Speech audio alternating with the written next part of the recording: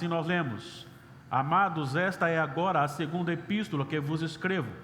Em ambas procuro despertar com lembranças a vossa mente esclarecida, para que vos recordeis das palavras que anteriormente foram ditas pelos santos profetas, bem como do mandamento do Senhor e Salvador ensinado pelos vossos apóstolos, tendo em conta, antes de tudo, que nos últimos dias virão escarnecedores com os seus escárnios, andando segundo as próprias paixões, e dizendo: onde está a promessa da sua vinda? Porque desde que os pais dormiram, todas as coisas permanecem como desde o princípio da criação. Porque deliberadamente esquecem que de longo tempo houve céus, bem como terra, a qual surgiu da água e através da água pela palavra de Deus, pela qual veio a perecer o mundo daquele tempo, afogado em água. Ora, os céus que agora existem e a terra, pela mesma palavra, têm sido entesourados para fogo, estando reservados para o dia do juízo e destruição dos homens ímpios. Há, todavia, uma coisa, amados, que não deveis esquecer, que para o Senhor um dia é como 1000 anos, e 1000 anos como um dia. Não retarda o Senhor a sua promessa, como alguns a julgam demorada. Pelo contrário, Ele é longânimo para convosco, não querendo que nenhum pereça, senão que todos cheguem ao arrependimento. Virá, entretanto, como ladrão o dia do Senhor, no qual os céus passarão com estrepitoso estrondo, e os elementos se desfarão abrasados. Também a terra e as obras que nela existem serão atingidas. Visto que todas estas coisas hão de ser assim desfeitas, deveis ser tais como os que vivem em santo procedimento e piedade, esperando e apressando a vinda do Senhor, ou do dia de Deus, por causa do qual os céus incendiados serão desfeitos e os elementos abrasados se derreterão. Nós, porém, segundo a sua promessa, esperamos novos céus e nova terra, nos quais habita justiça. Eu quero tratar o tema hoje: o Senhor virá no tempo certo. O Senhor virá no tempo certo. Na última quarta-feira, nós vimos a respeito da identificação dos falsos mestres, e Pedro deixou bem claro para os seus leitores e para nós também, que a igreja, o povo de Deus, terá sempre no seu meio os falsos mestres, os falsos profetas. Esses falsos profetas, são identificados com um estilo de vida bem pessoal. Ele transcreveu aqui para nós, no texto anterior, algumas de suas características. Por exemplo, são bajuladores, não são confrontadores, são bajuladores. São mercadejantes da palavra, vendem o evangelho, vendem a cura, vendem doutrinas. São imorais, mentes amortecidas, ou seja, não levam em consideração as exigências da palavra e aquilo que realmente vem contido como juízo. E são também enganadores. Também falou o apóstolo que para esses falsos mestres o juízo de Deus é real e definitivo, e este juízo sobre os falsos mestres, ele é intenso, não apenas intenso, mas também de uma forma muito grave, dado a questão de serem conhecedores e conduzirem pessoas, ou buscar conduzir pessoas para se desviarem, para o desvio do Senhor. No capítulo 3, o apóstolo Paulo aponta a sua preocupação com a igreja, dada essa questão da igreja estar espalhada, sofrendo, e agora entra esses falsos mestres, e ele trabalha num contexto de uma preocupação muito amorosa. Olha comigo, por favor. O primeiro versículo começa com a expressão amados. Depois, o versículo 14, também você tem: por esta razão, pois, amados. Depois do versículo 17, repete novamente: vós, pois, amados. Isso implica num amor intenso do apóstolo Pedro pelos seus leitores, pela igreja espalhada, e a preocupação de mantê-los na fé diante das ameaças dos falsos mestres. Nós temos aqui, neste capítulo, algumas coisas muito importantes que Pedro está expondo, e nos versículos 1 e 2, ele chama os seus leitores e os conclama a acordar o pensamento. Ele diz que os seus leitores deveriam estar isentos de qualquer emoção que comprometesse a decisão deles. Olha o que ele diz aqui: amados, esta é agora a segunda epístola que eu vos escrevo, em ambas procuro despertar com lembranças a vossa mente esclarecida. Primeiro, despertar, a importância de você ter a sua mente voltada para aquilo que é real, manter a sua mente sempre ativada. E desta forma, mente ativada significa a leitura diária e a meditação daquilo que se leu, trazendo diariamente, no decorrer do dia, aquilo em que você está fundamentado, e nós vamos ver logo em seguida aqui, que são as doutrinas apostólicas ensinadas e a profecia, ou seja, juntando toda a Escritura, tudo da criação, tudo da formação do povo de Deus, das promessas, das profecias cumpridas e dos ensinamentos dos apóstolos.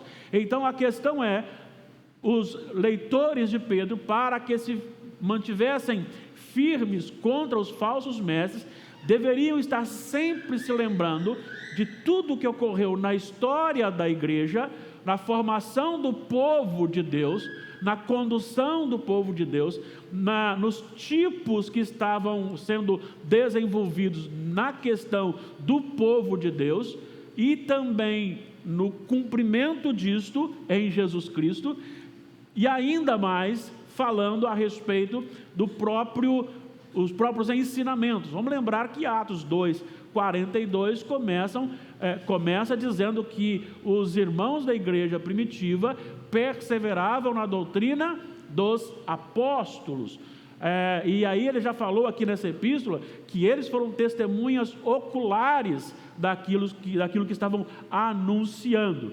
E aqui não é simplesmente uma questão de acordar a mente, mas aqui há algo mais que isto. Quando ele fala mente, a vossa mente esclarecida, no final do versículo 3, ele está chamando a atenção para que você pense com a razão, não deixando que a emoção atrapalhe a sua decisão. E Platão usou esse mesmo termo no seu tempo para falar sobre a razão pura. O que é isso? É que tem algumas pessoas que têm muita facilidade, de entrar na emoção do outro e é capaz de mover. É por isso que eu tenho certa reserva e tenho muito cuidado de fazer certos apelos. Às vezes você faz um apelo chamando para uma consagração e aquela pessoa se levanta diante do pregador, talvez ele é um bom orador, talvez a palavra foi bonita, talvez possa ter um fundo musical, ou o momento lhe conduz a uma emoção, e ele se levanta, vai à frente, como uma promessa, mas só que amanhã é segunda-feira, não amanhã, mas quando se faz no domingo, é segunda-feira. Segunda-feira você vai para o trabalho. Segunda-feira você vai encontrar com o seu patrão ou com os seus empregados. Segunda-feira você vai lidar com as adversidades da vida. Na segunda-feira você não tem mais os irmãos do seu lado. Na segunda-feira você não tem mais um pregador, um bom orador falando. Não tem um fundo musical. Não, então, e aí esquece da promessa que fez. Então, o que Pedro está dizendo aqui é: parem um pouquinho e não deixem que esses falsos mestres, não deixem que as circunstâncias da vida atuem de tal maneira que venha a deturpar a sua emoção a ponto de você tomar uma decisão equivocada, uma decisão sem ser a real decisão. É isso que está no versículo 1. E aí ele fala a respeito dos mandamentos do versículo 2, nós já citamos, né? Para que vos recordeis, trazendo à mente, das palavras que anteriormente foram ditas pelos santos profetas, bem como dos mandamentos do Senhor e Salvador ensinado pelos apóstolos. Então, esse é o conteúdo que tem que estar na sua mente. Está lembrado de Filipenses 4:8? Tudo que é bom, agradável, perfeito, tal. Tudo isso ocupe o vosso pensamento. Então, se você quer se manter firme na presença de Deus, o que você tem que fazer é trazer a sua mente sempre carregada com a palavra de Deus, e de tal maneira que você possa meditar com a razão a respeito da palavra de Deus. Os versículos 3 e 4, ele nos aponta aqui que os falsos mestres, afundados em suas próprias paixões, lançariam dúvidas sobre a volta de Jesus Cristo, como se fosse isso impossível de se cumprir ou cumprir a promessa que Deus fez. E o argumento aqui no 3 e 4 é: tendo em conta, considerando, antes de tudo, que nos últimos dias virão escarnecedores, com os seus escárnios, andando segundo suas próprias paixões, e dizendo, e aí começa a tentar lançar dúvidas. Quais são as dúvidas? Onde está a promessa da sua vinda? Porque desde que os pais dormiram, todas as coisas permanecem como desde o princípio da criação. Ou seja, estão anunciando a volta de Jesus desde que eu me entendo por gente. Meus pais falavam isso, meus avós falavam isso, e até hoje não veio. É muito típico de Satanás, os seus agentes. É ele que fez isso com Eva. Ele chega e lançou dúvida. Ele questionou lá no jardim a ordem de Deus e a obediência, a possível obediência de Eva. Ali ele agora lança uma semente. E aqui os falsos mestres também têm essa característica, essa função de lançar dúvidas ao coração dos crentes do Senhor. E aí Pedro está chamando a atenção para esse grande perigo, essa grande dificuldade que eles enfrentariam. E isso é muito comum acontecer. Eu mesmo conheci um homem que falava, esse negócio de Jesus voltar, desde que eu era criancinha falavam isso, mas ele não era crente também. Então, essa ideia de que Jesus não vai voltar mais, essas questões que são colocadas para o coração das pessoas para tirar a convicção. Se você perde a convicção do retorno de Jesus, não tem sentido nenhum você também viver uma vida com regras. E aí então você pode viver a sua vida desregradamente. Vamos lembrar das características dos falsos profetas, dos falsos mestres: bajuladores, mercadejando palavras, imorais, mentes amortecidas e enganadores. Então você não precisa se cuidar, você não precisa colocar limites na sua vida. Por quê? Se Jesus não volta, se não tem retorno, se não tem céu, se não tem inferno, então para que você vai segurar, prender a sua paixão carnal? Para que você vai dominá-la se não tem nada na frente? Então esse é o objetivo de tirar o povo de Deus do caminho do Senhor. Então eles vão discutir justamente essa questão a respeito da vinda de Jesus. Não virá nada, que de forma alguma virá. Os versículos 5 e 6 já apontam para um erro gravíssimo cometido por esses falsos mestres. E assim, versículos 5 a 7 diz assim: porque deliberadamente esquecem que de longo tempo houve céus, bem como terra, a qual surgiu da água e através da água pela palavra de Deus, pela qual veio a perecer o mundo daquele tempo afogado em água. Ora, os céus que agora existem e a terra, pela mesma palavra, têm sido entesourados para fogo, estando reservados para o dia do juízo e destruição dos homens ímpios. E aqui neste caso, há algo bastante interessante para pensar. É como se esses falsos mestres não levassem em consideração tudo aquilo que já cumpriu nas Escrituras Sagradas, tudo aquilo que já aconteceu na história do povo de Deus. Lembro-me de uma fala de David Martin Lloyd Jones, que ele se referiu à Bíblia não só como um livro de fé, mas também como um livro de fato. E ele diz que é um livro de fato porque nós já estamos numa fase de que muitas coisas que foram profetizadas se cumpriram cabalmente. Então esse cumprimento histórico aponta para a cabalidade da palavra de Deus, a sua veracidade. Não é simplesmente um livro de fé.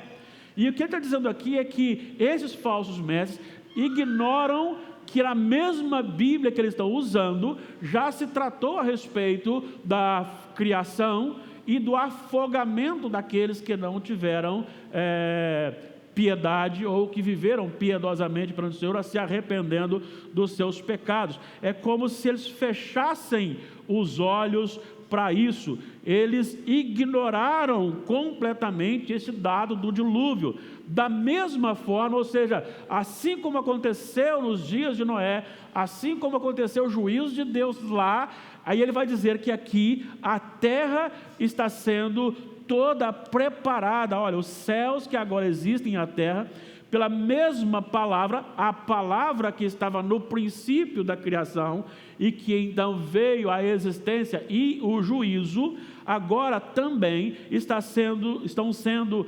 entesourados para o fogo. Agora não mais com água, agora com fogo. E este fogo é para o juízo e destruição dos homens ímpios. É interessante olhar, porque é o seguinte: tudo aquilo que está na terra hoje está contaminado. Tudo. Se você olhar rapidamente em Romanos 8, versículos 18, vamos lá direto para o 19, Romanos 8,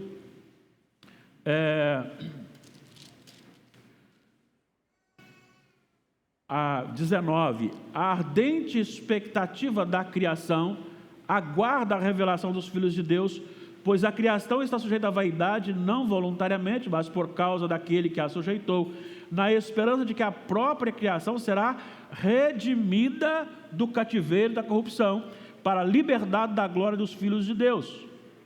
Porque sabemos que toda a criação a um só tempo geme e suporta angústias até agora.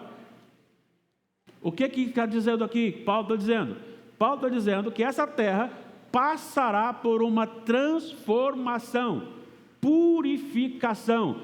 O sangue ou o fogo do juízo, ele virá nesta terra, e como ele disse aqui, tudo está sendo entesourado para o fogo, e os homens ímpios serão destruídos. Tem algumas coisas aqui nesta palavra que, se você não conhecer o contexto, você acha que acaba. Por exemplo, aqui mesmo, serão destruídos. Destruídos em que sentido? Deixar de existir? A morte da alma? Seria isso? Não. Deixar de existir, serão destruídos no sentido de que as suas ações na terra encerrarão, a sua maldade na terra encerrará. Eles não experimentarão mais da misericórdia de Deus. A misericórdia de Deus são eternas para os eleitos de Deus, que são lançados depois no novo céu e na nova terra, sem toda a maldição deste mundo. E aqueles ímpios que não se arrependerem, eles receberão não mais uma gota de misericórdia, mas de juízo eterno. Hoje os ímpios recebem misericórdia de Deus, graças a Deus por isso. Eles estão agora sorrindo, eles estão agora conversando, batendo papo, quem sabe contando vantagens, quem sabe planejando coisas, às vezes maldizendo o Senhor, não querem compromisso com Deus, estão vivendo como nós. Mas haverá um dia que eles não estarão mais nessa terra. Serão separados, destruídos, ou seja, separados da nova terra e do novo céu. Então nós não viveremos com os ímpios. Eles não estarão conosco. O Senhor Jesus diz que há um abismo entre a nova terra e o novo céu, o novo céu, o céu e o inferno. Ninguém, diz Jesus, que ninguém daqui pode passar para lá, nem de lá passar para cá. Então haverá uma separação.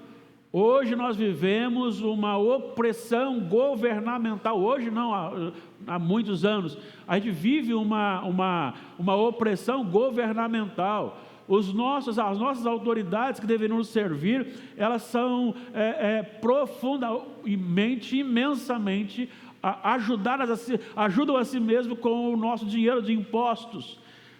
Eles ganham o resto da vida, planos de saúde dos melhores hospitais, e aqueles que pagam isto vão para a fila do SUS e às vezes espera 1, 2 anos, 3 anos para uma cirurgia, e cada vez mais impostos, faz nos lembrar até do tempo de Roboão, quando pediu conselho com os jovens, eles disseram: se o meu pai cobra muito, eu cobrarei ainda muito mais.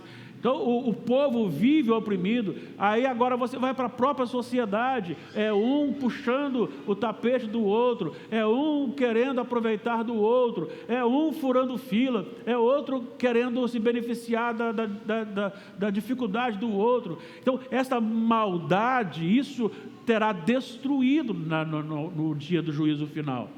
Então a terra está sendo entesourada, e quando fala entesourado aqui, é no contexto de que vai aumentando cada vez mais esta maldade, esta corrupção, ela vai entrando e vai aumentando, lembrando que Deus tem tudo sob controle e tudo dentro do seu limite, da medida exata para atuar em todas as circunstâncias.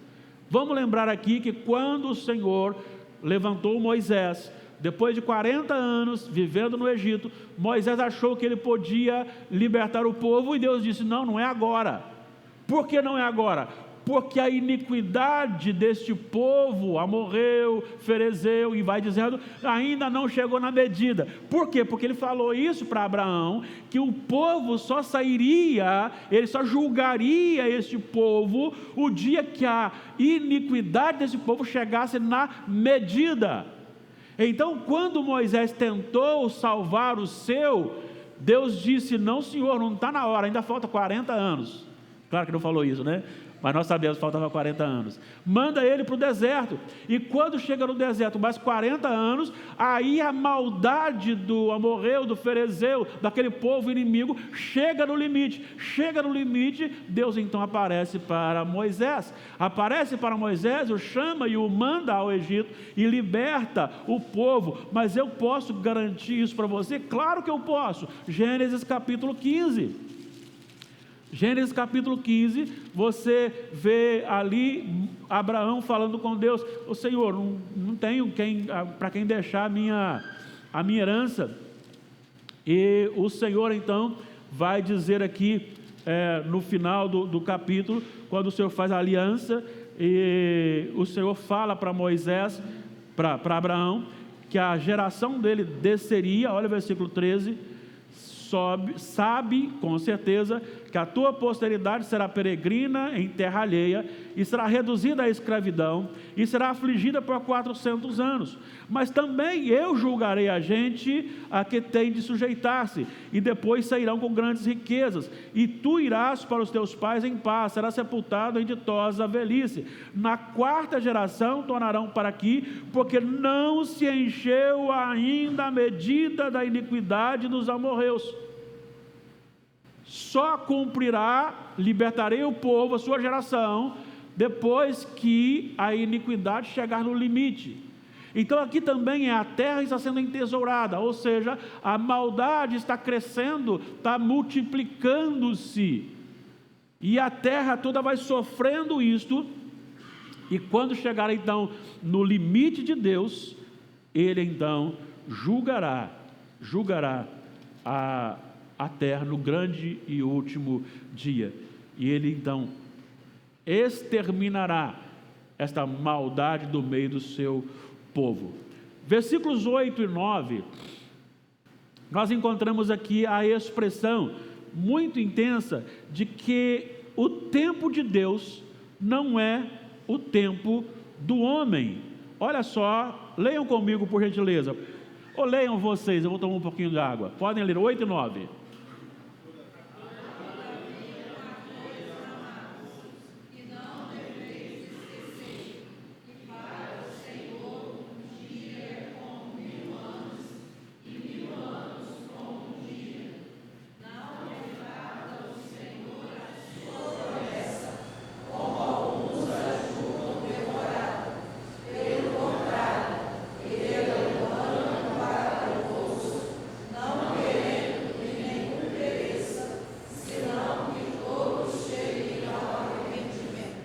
É interessante porque tem algumas coisas aqui, e uma delas é mais difícil de interpretar, e nós vamos, espero não gastar muito tempo aqui, porque vocês já conhecem bem a doutrina bíblica, então fica mais fácil.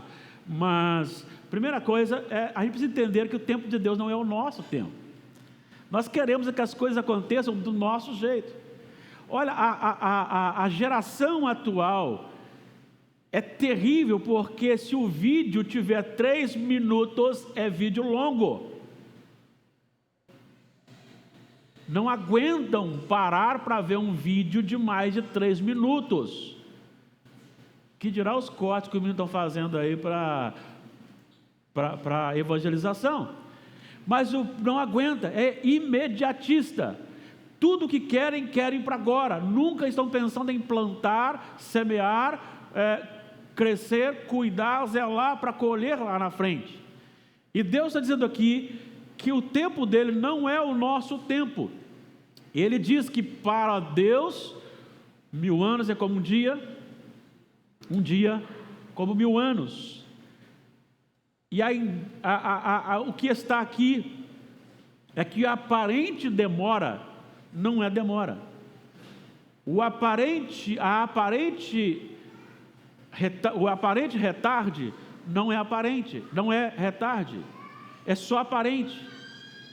Nós olhamos e pensamos, está demorando, e por isso devemos sim orar, devemos sim cantar, ora vem Senhor Jesus, devemos sim pregar, apressar, vamos ver daqui a pouco, apressar a vinda do Senhor Jesus.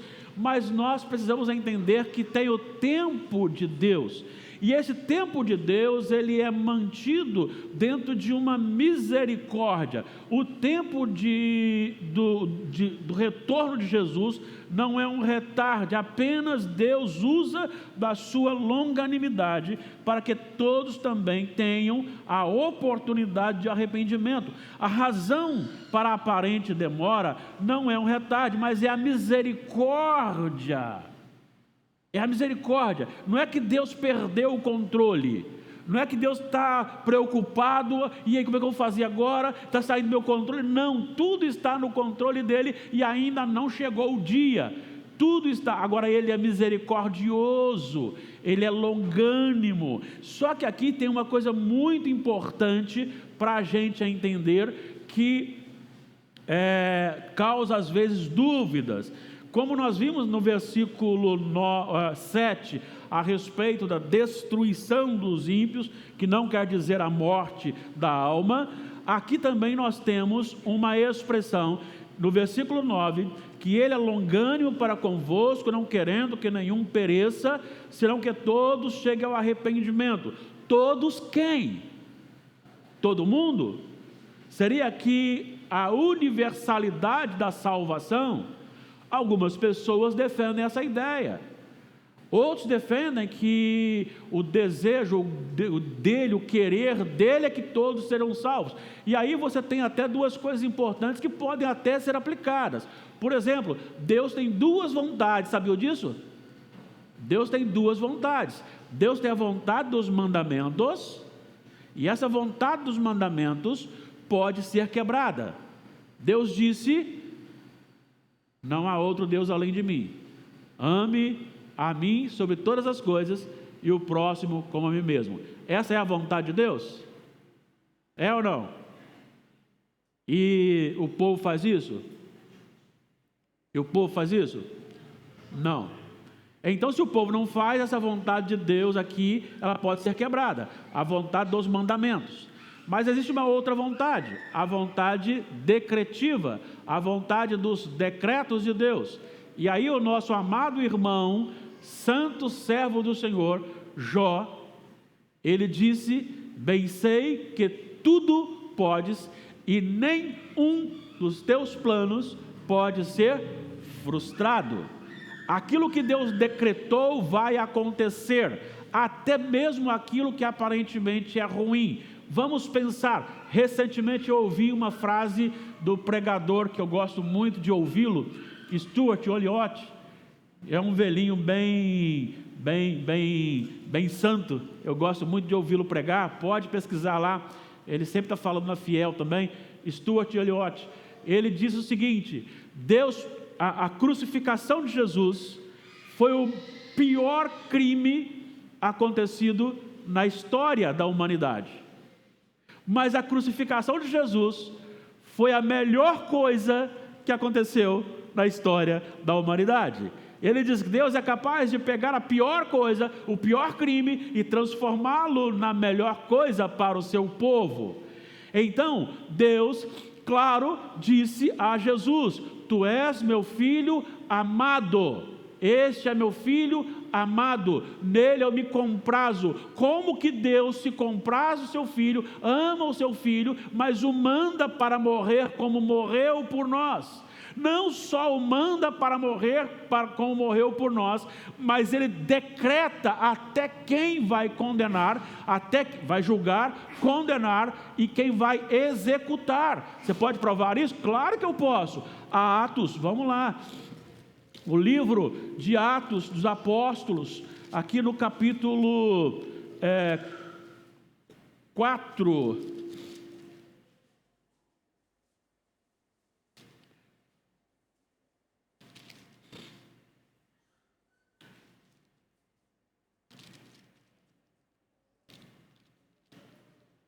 Capítulo 4, o versículo 25 em diante.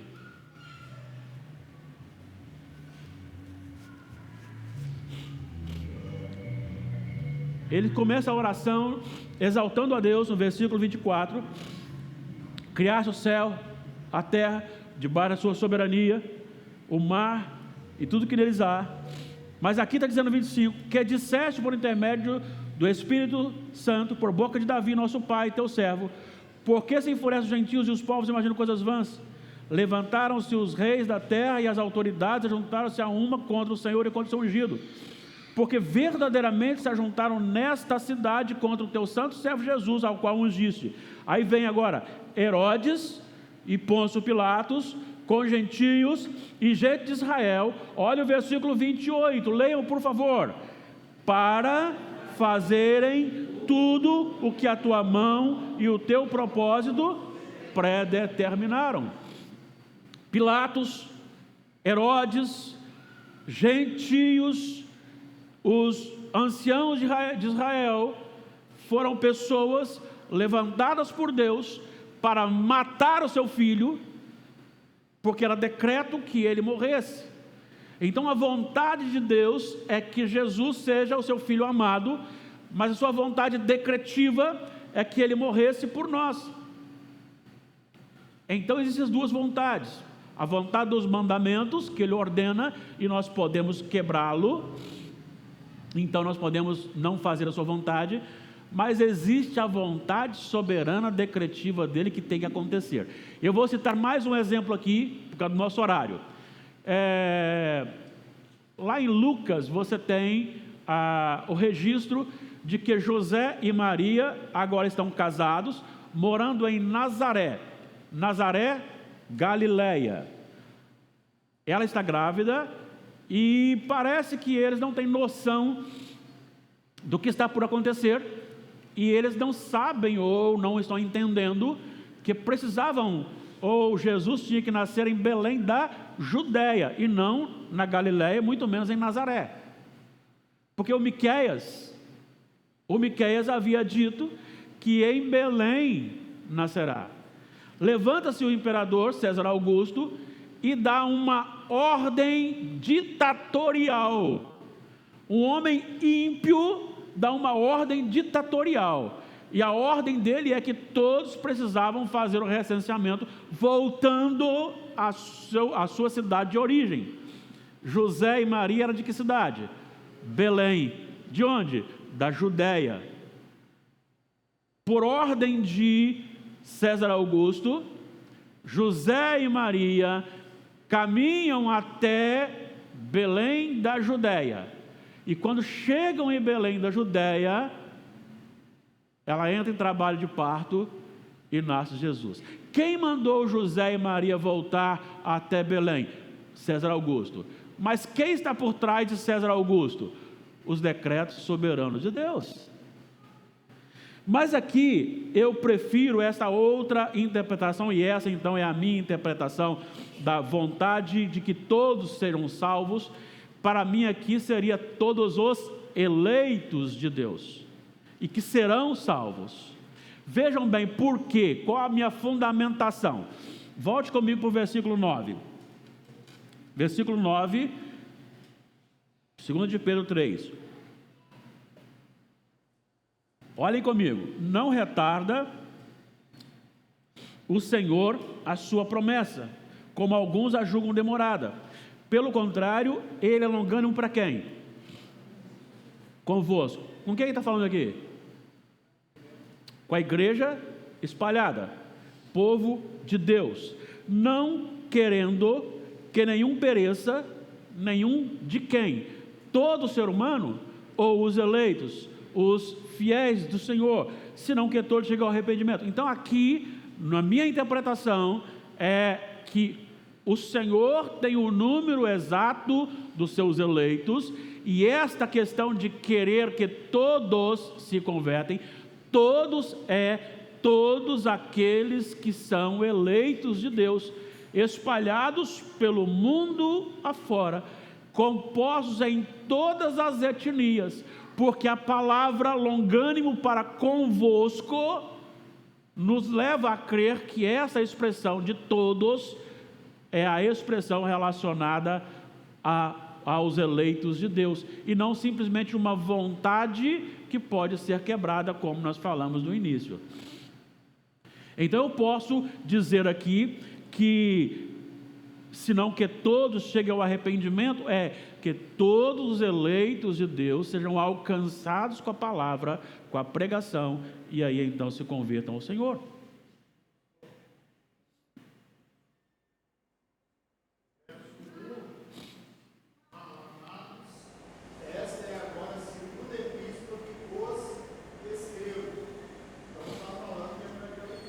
Sim. No verso 13, nós, porém, segundo a sua promessa, esperamos novos céus e nova terra, os quais habitais a vida justiça. Então é restrito àqueles ouvintes. Isso, o presbítero Miqueias, para quem está em casa ou ouvindo agora, ele citou que a carta estava sendo endereçada para as igrejas, né? Então, falando de povo crente, falando de povo de Deus. Então, isso comprova, corrobora com a interpretação que eu trago, de que todos aqui são todos eleitos de Deus, e não todo mundo, todas as pessoas, né? De todas as etnias, lógico, e isso me leva, então, a fazer o quê? Pregar o Evangelho. Porque logo na frente, vamos ver isso aqui. Versículo 10, nós temos aqui a seguinte expressão: virá entretanto como ladrão o dia do Senhor, no qual os céus passarão com estrepitoso estrondo, e os elementos se desfarão abrasados, também a terra e as obras que nela existem serão atingidas. Interessante porque no original também, esse virá, esse verbo, ele vem como abrindo a sentença, e este abrir a sentença é enfatizar a volta de Jesus. Vamos lembrar, enquanto eles estão questionando, está demorando demais, ele enfatiza que esta vinda de Jesus acontecerá. Primeiro, ela será repentina, inesperada, no sentido não de que você não possa esperar, mas no sentido de que quando menos você esperar, não vai ser assim, está chegando, faltam 3 dias. Opa, amanheceu, está faltando 2 dias agora. Está quase chegando. Não é assim. O ladrão não fala a hora que ele vai invadir. Quando você percebeu, ele chegou. Quando você percebeu, ele invadiu. Então, a volta de Jesus também será assim. Nós estaremos vivendo uma vida normal. É por isso que não dá para você medir nas realizações a volta de Jesus. Você sabe que está aproximando pelo cumprimento das coisas que estão acontecendo. Mas todas as nossas gerações, desde o início, inclusive o próprio Paulo, a igreja primitiva, achavam inclusive que Jesus ia voltar logo em seguida. Sabe por que eles vendiam a propriedade e distribuíam? Porque uma das coisas que eles pensavam é, daqui a pouco Jesus volta. Não tem sentido ficar com coisa aqui. Então, essa visão, nós temos argumento suficiente para que cada geração espere, com possibilidade da volta do Senhor Jesus. Então virá quando você menos esperar. Você está vivendo com normalidade e de repente acontece um estrondo, e aí Jesus volta. Veja bem, não só será como um ladrão, quando ninguém sabe ele chega, como também será observada por todos. Grandes estrondos, grande incêndio atingirá a terra e todos que nela existem. O que significa isso? Significa que ninguém poderá se esconder, se esquivar, ninguém poderá simplesmente se ocultar. Todos, você e eu, nós seremos chamados pelo nome, nós veremos a terra pegando fogo, nós ouviremos o grande estrondo, todos ouvirão, todos verão. Não tem como fugir, não tem como escapar. E aí ele encerra os versículos 11 e 13, afirmando que uma vez que isso acontecerá, qual que é a nossa responsabilidade? Visto que todas as coisas hão de ser assim desfeitas, deveis ser tais como os que vivem em santo procedimento e piedade. Ele não está dizendo assim, você deve viver em santo, mas está dizendo que existem pessoas que vivem dessa forma, e você deve imitá-las. Olha só a expressão, assim hão de ser assim desfeitas, deveis ser tais como os que vivem em santo procedimento e piedade. Então é necessário que você comece a observar pessoas que são mais íntimas de Deus, pessoas que se gastam mais na obra do Senhor, se aproximar delas, porque quando você vive com uma pessoa, você toma coisas daquela pessoa. Se você vive com um grupo de pessoas, você é influenciado por este grupo. Então se aproxime e viva santa e piedosamente. E ele vai dizer aqui que no versículo 12, esperando, isso aqui é muito importante, todas as vezes que você perder a esperança, você abaixa a guarda. Quando você espera a qualquer dia, você está sempre preparado para aquele dia. Quando você é convidado lá para a casa de Damares para comer um fricassê, e aí então, a Damares sabe que você vai para lá por volta das 11 horas do domingo, ela já vai estar preparando para você, preparando o fricassê.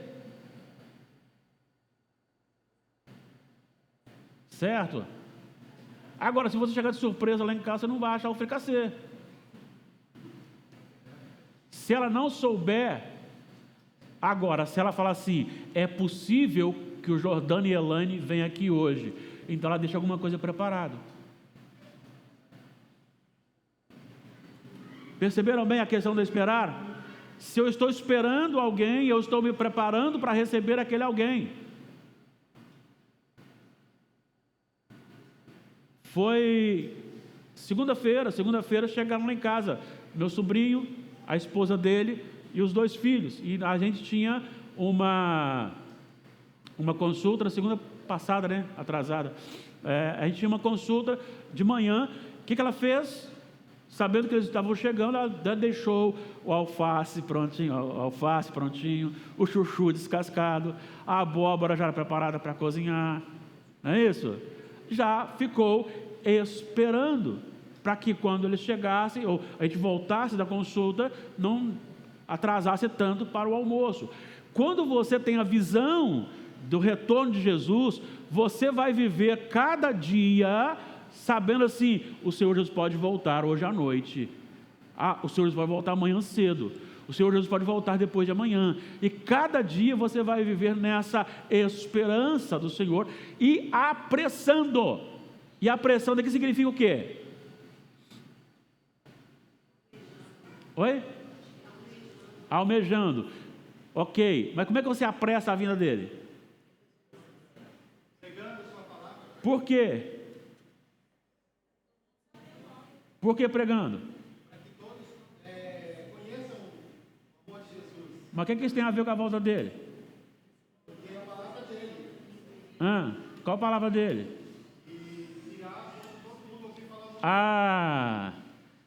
Depois que o evangelho for pregado a todas as etnias, virá o fim.